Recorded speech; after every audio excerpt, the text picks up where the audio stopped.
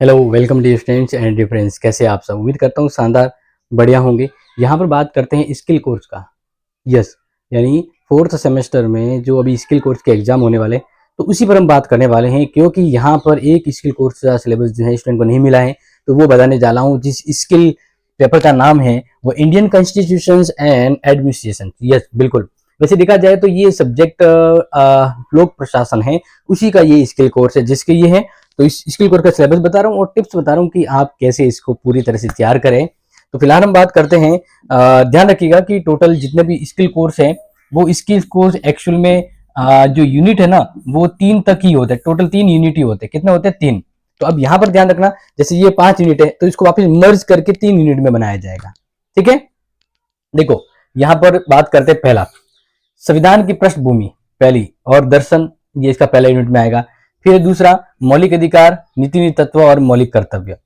फिर है संघ सरकार, राष्ट्रपति और न्यायपालिका। फोर्थ में स्थानीय प्रशासन, जिला परिषद, पंचायत और नगर पालिका। और फिफ्थ में निर्वाचन आयोग, जन कल्याण और संस्थाएं। तो ये तो हो गया यूनिट वाइज जो सिलेबस है। अब इसका डिटेल से थोड़ा मैं आपको बता देता हूँ, क्योंकि ध्यान रखना, इस ये सिलेबस आप जैसे पढ़ोगे ना, कुछ चीजें आपको ऐसी याद आएगी जो शायद आपको पहले से पता होगा। हाँ, ये तो इजी लग रहा है। तो देखिए आगे बताता हूँ।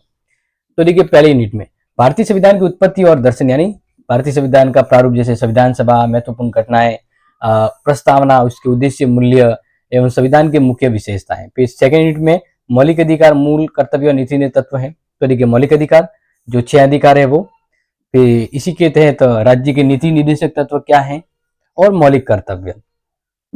यूनिट थर्ड के अंदर केंद्रीय और राज्य शासन, किस प्रकार से केंद्र और राज्य का शासन चलता है। जैसे केंद्र में संसद होती है तो राष्ट्रपति, राज्यपाल और प्रधानमंत्री होते हैं। इसी तरह न्यायपालिका, जिसमें सुप्रीम कोर्ट, हाई कोर्ट, ये सिस्टम रहता है।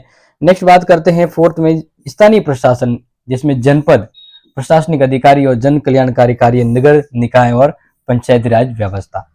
फिर बात करते हैं यूनिट फिफ्थ के अंतर्गत, तो निर्वाचन आयोग और जन कल्याण संस्थाएं हैं, जैसे SC ST OBC और वुमेन कल्याण के लिए संस्थागत होता है। तो प्यारे विद्यार्थियों, अगर आपने ये इंडियन कॉन्स्टिट्यूशन एंड एडमिनिस्ट्रेशन का सिलेबस देखा है तो एक चीज बता दूं, ये वही सिलेबस है जो आपने पॉलिटिकल साइंस के सेकंड सेमेस्टर में पढ़ा होगा। और हाँ, इन सभी का आपको नोट्स चाहिए, हैंड राइटिंग है, कंप्यूटर, जिस तरह से आपको नोट चाहिए, तो आप सभी क्या करें, हमारी जो ऐप है वो डाउनलोड करना, क्लासेस सेट ऐप।